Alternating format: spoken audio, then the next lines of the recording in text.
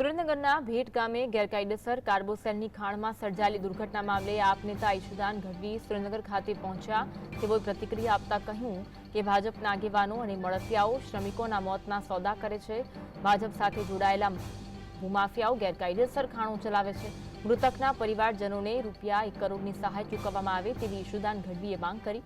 તેમજ સમગ્ર મામલે ભાજપના નેતા આરોપી છે તેમની સામે લેન્ડ ગ્રેબિંગનો ગુનો નોંધી કડક કાર્યવાહી કરવામાં આવે તેવી માંગ કરવામાં આવી છે.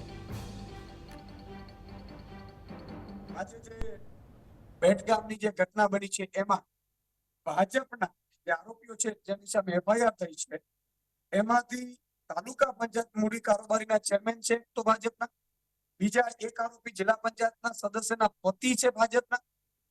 શું માંગ્યું છે?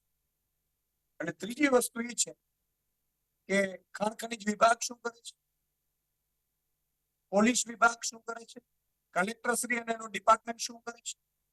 તમારે ખાણમાં પૂરી નાખી રાત્રે એ લોકો દિવસે કરતા હોય કે રાત્રે કરતા હોય ખનીજ ચોરી, તો શું આપણી પાસે ડ્રોન નથી?